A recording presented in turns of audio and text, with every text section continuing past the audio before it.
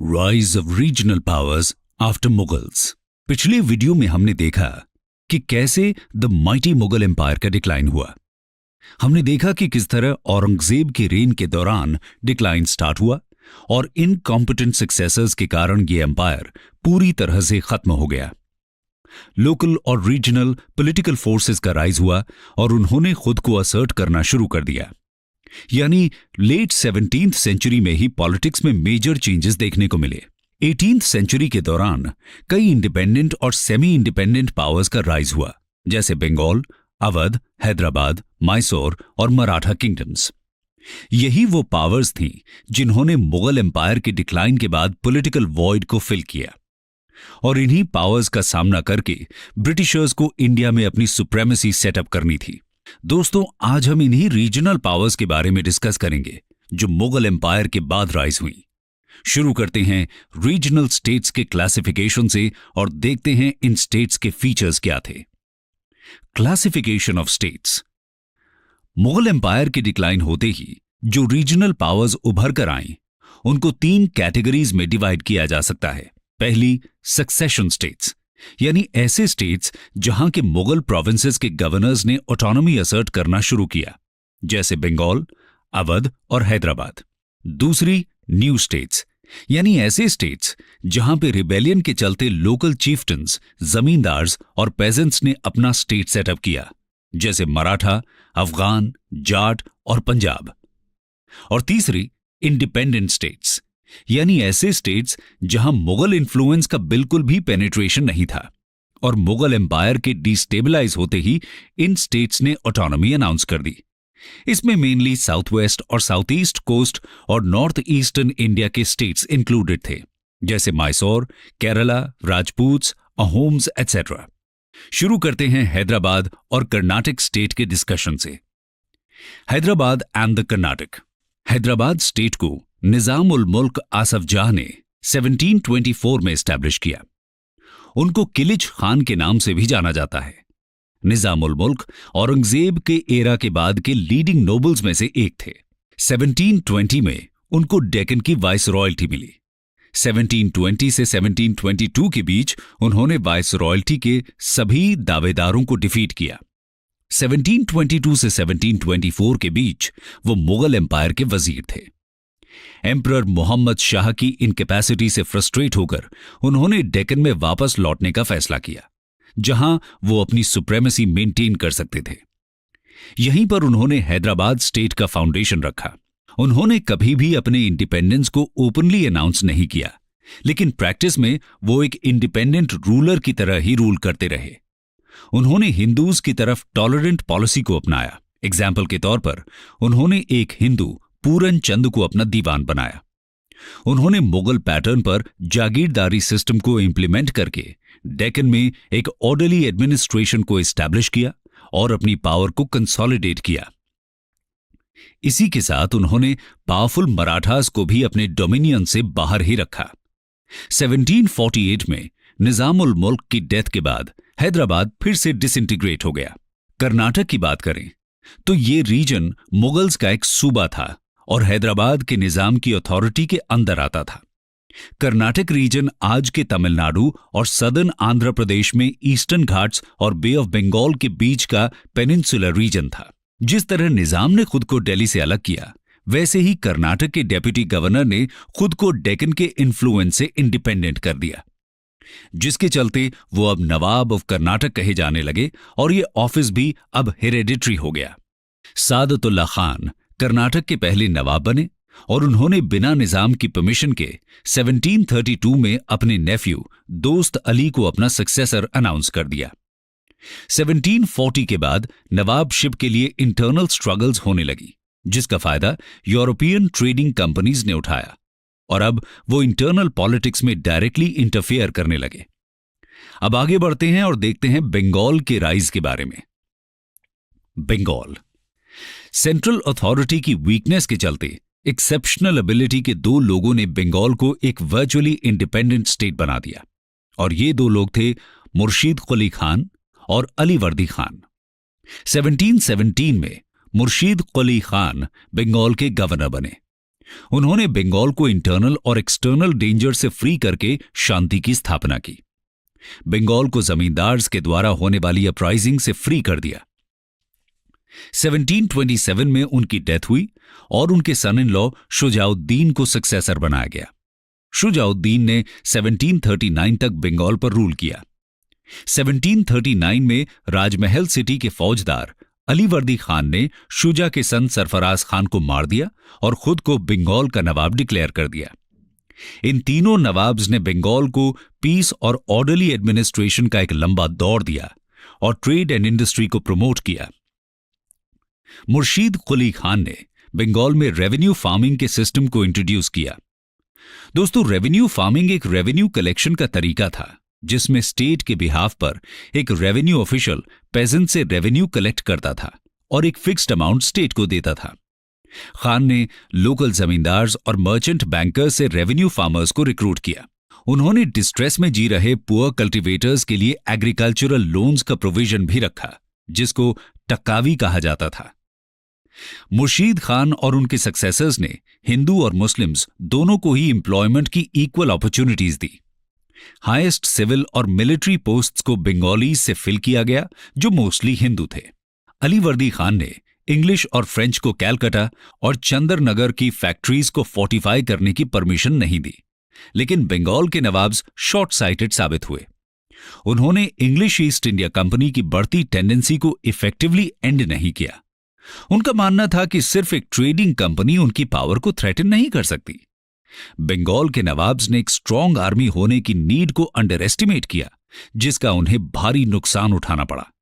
1756-57 में अलीवर्दी के सक्सेसर सिराजुद्दौला पर जब ईस्ट इंडिया कंपनी ने वॉर डिक्लेयर किया, तब एक स्ट्रांग आर्मी की एब्सेंस के चलते ब्रिटिशर्स की विक्ट्री हुई। अब देखते हैं अवध स्टेट के बारे में। अवध की इंडिपेंडेंट प्रिंसिपैलिटी के फाउंडर थे सादत खान बुरहान उल मुल्क, जिनको 1722 में अवध का गवर्नर बनाया गया था। उनके अपॉइंटमेंट के दौरान अवध प्रोविंस में कई जमींदार्स ने रिबेलियन कर दिया था। कई सालों तक सादत खान को उनसे वॉर करना पड़ा। फाइनली लॉलेसनेस और बड़े जमींदार्स को सप्रेस करने में वो सक्सेसफुल रहे। 1723 में उन्होंने एक नया रेवेन्यू सेटलमेंट किया। उन्होंने इक्विटेबल लैंड रेवेन्यू को इंट्रोड्यूस करके पेजेंट्स की कंडीशन में सुधार किया। इसी के साथ उन्होंने पेजेंट्स को बड़े जमींदार्स के ऑपरेशन से भी प्रोटेक्शन प्रोवाइड की। बंगाल नवाब्स की तरह उन्होंने भी हिंदूज और मुस्लिम्स के बीच डिस्क्रिमिनेशन नहीं किया। ऐसा बताया जाता है कि नादिर शाह के 1739 के इन्वेजन में बड़ी मात्रा में लूट की डिमांड के चलते उन्होंने सुसाइड कर लिया। उनके नेफ्यू सफदर जंग ने फिर उनको सक्सीड किया। सफदर जंग को 1748 में मुगल एम्पायर का वजीर बनाया और उनको इलाहाबाद का प्रोविंस भी ग्रांट किया गया। 1754 में उनकी डेथ हुई। अपनी डेथ के पहले उन्होंने अवध और इलाहाबाद में पीस एस्टैब्लिश किया। उन्होंने मराठा सरदार से भी अलायंस किया, जिससे मराठा इनकर्जन से बचा जा सके। राजपूत चीफ्टन्स की लॉयल्टी भी उन्होंने हासिल की। सफदर जंग ने एक इक्विटेबल जस्टिस सिस्टम को भी एस्टैब्लिश किया। आगे बढ़ते हैं और देखते हैं मैसूर स्टेट के बारे में। मैसूर दोस्तों, साउथ इंडिया में हैदराबाद के अलावा एक और इंपॉर्टेंट पावर यानी मैसूर का राइज हैदर अली के अंडर 18th सेंचुरी में हुआ। विजयनगर एम्पायर के एंड होने के बाद से ही मैसूर स्टेट ने अपना इंडिपेंडेंस बनाए रखा। मुगल एम्पायर का वो सिर्फ एक नॉमिनल पार्ट था। 1721 में पैदा हुए हैदर अली ने अपने करियर की शुरुआत मैसूर आर्मी में एक छोटे से ऑफिसर के रूप में की। वो एक ब्रिलियंट कमांडर थे। उन्होंने वेस्टर्न मिलिट्री ट्रेनिंग की इंपॉर्टेंस को समझा और इसे अपने ट्रूप्स में लागू किया। मैसूर के रूलर नंजराज को उन्होंने 1761 में ओवरथ्रो कर दिया और अपनी अथॉरिटी स्टैब्लिश की। नंजराज वोडियार डायनेस्टी से बिलोंग करते थे। सभी रेबल्स को उन्होंने कंट्रोल में किया और जल्द ही बिदनूर, सुंडा, सेरा, कनारा और मालाबार को कैप्चर किया। उन्होंने भी रिलीजियस टॉलरेंस की पॉलिसी को अपनाया। वो लगातार मराठा सरदार्स, निजाम और ब्रिटिश के साथ वॉर में एंगेज्ड रहे। 1782 में उनकी डेथ हुई और उनके बेटे टीपू सुल्तान ने उनको सक्सीड किया। टीपू सुल्तान ने नए कैलेंडर, कॉइनेज सिस्टम और वेट्स और मेजर्स के स्केल्स को भी इंट्रोड्यूस किया। उनकी आर्मी में मस्केट्स और बेयोनेट्स का इस्तेमाल किया जाता था, जो कि यूरोपियन फैशन में बनाए जाते थे और मैसूर में ही मैन्युफैक्चर किए जाते थे। 1796 में उन्होंने एक मॉडर्न नेवी को बनाने का भी एफर्ट किया। 1799 में हुए फोर्थ एंग्लो मैसूर वॉर में उनकी डेथ हो गई। अब बढ़ते हैं केरला की तरफ। केरला 18th सेंचुरी की शुरुआत में Kerala large number of feudal chiefs और राजाज में डिवाइडेड था। किंग मार्तंड वर्मा ने ट्रावनकोर किंगडम को 1729 के बाद एस्टैब्लिश किया। उनके एम्पायर की बाउंड्रीज कन्याकुमारी से कोचिन तक एक्सटेंड करती थी। उन्होंने वेस्टर्न मॉडल पर बेस्ड एक स्ट्रांग आर्मी ऑर्गेनाइज की और मॉडर्न वेपन्स का यूज किया। उन्होंने कई इरिगेशन वर्क्स करवाए, रोड्स बनवाई और कम्युनिकेशन के लिए कनाल्स बनवाए। यहां तक कि फॉरेन ट्रेड को भी एक्टिवली इंकरेज किया। 18th सेंचुरी में मलयालम लिटरेचर का रिमार्केबल रिवाइवल देखने को मिला। यह रिवाइवल केरला के राजाज और चीफ्स के कारण हुआ, जो लिटरेचर के ग्रेट पेट्रन थे। 18th सेंचुरी के सेकेंड हाफ में त्रिवेंद्रम, जो कि ट्रावनकोर की कैपिटल थी, संस्कृत स्कॉलरशिप के एक फेमस सेंटर के रूप में उभर कर आया। मार्तंड वर्मा को राम वर्मा ने सक्सीड किया और दोनों ने मिलकर ट्रावनकोर किंगडम में लंबे समय तक पीस एंड प्रोग्रेसिव माहौल बनाए रखा। दोस्तों, अब बात करते हैं दिल्ली के आसपास के एरियाज के बारे में और देखते हैं मुगल एम्पायर के डिक्लाइन के बाद इनमें क्या डेवलपमेंट्स हुए। सबसे पहले बात करेंगे राजपूत्स की। राजपूत्स दोस्तों, मुगल एम्पायर की बढ़ती वीकनेस के चलते राजपूत स्टेट्स ने भी अपने आप को वर्चुअली फ्री करने की कोशिश की और साथ ही बाकी के एम्पायर में अपने इन्फ्लुएंस को बढ़ाने की भी कोशिश की। राजपूताना स्टेट्स अभी भी आपस में डिवाइडेड थे। लगभग सभी बड़े राजपूत स्टेट्स के बीच सिविल वॉर्स होते ही रहते थे। मुगल कोर्ट की तरह यहां भी करप्शन, धोखाधड़ी फैली हुई थी। इसी के चलते मारवाड़ के राजा अजीत सिंह को उनके ही बेटे ने 1724 में मार दिया, जो वहां के बिगड़ते हालातों का गवाह है। 18th सेंचुरी के सबसे आउटस्टैंडिंग राजपूत रूलर थे राजा सवाई जयसिंह ऑफ अम्बेर, जिन्होंने 1699 से 1743 तक रूल किया। वो एक डिस्टिंग्विश्ड स्टेट्समैन, लॉ मेकर और रिफॉर्मर थे। वो जयपुर सिटी के फाउंडर थे और उसको साइंस और आर्ट का एक ग्रेट सेंटर बनाया। जयसिंह एक ग्रेट एस्ट्रोनॉमर भी थे, जिन्होंने दिल्ली, जयपुर, उज्जैन, वाराणसी और मथुरा में एस्ट्रोनॉमिकल ऑब्जर्वेटरीज बनवाई। दिल्ली के जंतर मंतर को तो हम सब जानते ही हैं। वो एक सोशल रिफॉर्मर भी थे।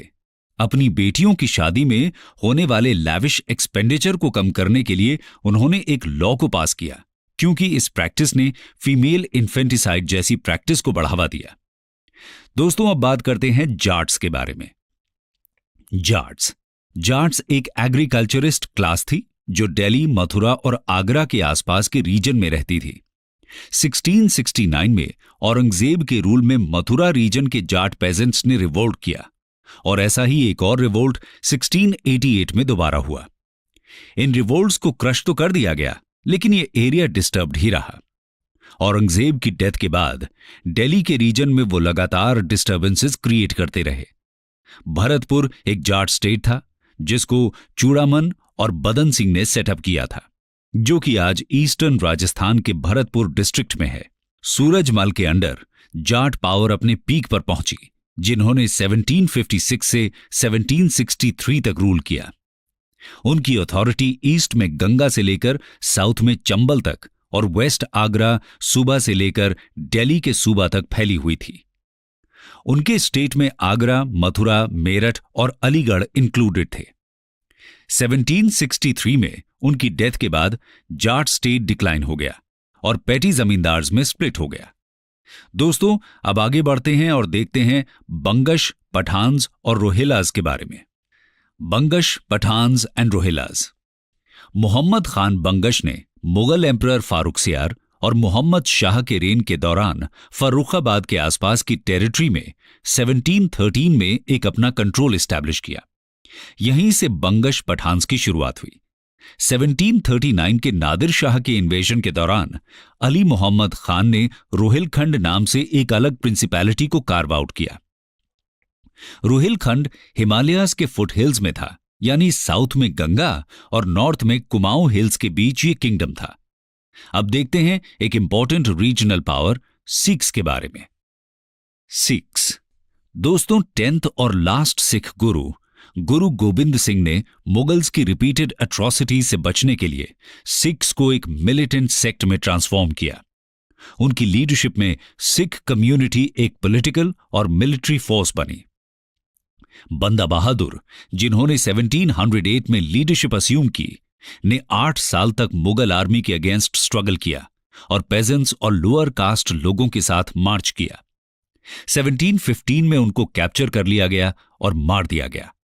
नादिर शाह और अहमद शाह अब्दाली के लगातार इन्वेजन्स और पंजाब एडमिनिस्ट्रेशन के फेल होने से सिख्स को एक बार फिर से राइज होने का मौका मिला। 1765 से 1800 के बीच सिख्स ने पंजाब और जम्मू को अपने कंट्रोल में ले लिया। सिख्स ने खुद को 12 मिसल्स यानी एक तरह की कन्फेडरेसीज में ऑर्गेनाइज किया। ये सभी मिसल्स आपस में कोऑपरेशन में रहते थे। 18th सेंचुरी के एंड में सुकर चकिया मिसल के चीफ रणजीत सिंह प्रोमिनेंस में आए। वो एक स्ट्रांग और करेजियस सोल्जर थे और एक एफिशिएंट एडमिनिस्ट्रेटर थे।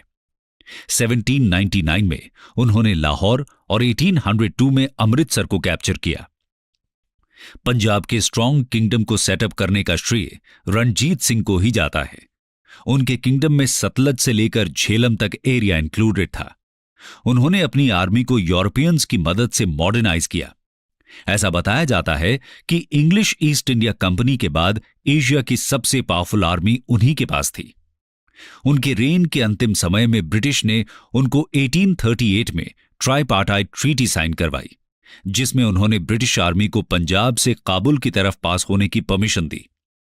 इसके बाद फर्स्ट एंग्लो अफगान वॉर हुआ, जिसमें ईस्ट इंडिया कंपनी और रणजीत सिंह ने कुछ हद तक कोऑपरेट भी किया। 1839 में उनकी डेथ हुई और उनके सक्सेसर्स स्टेट को इंटैक्ट नहीं रख पाए और जल्द ही ब्रिटिश ने उस पर कब्जा कर लिया। अब बात करते हैं लास्ट और एक इंपॉर्टेंट रीजनल पावर यानी मराठास के राइज और फॉल के बारे में।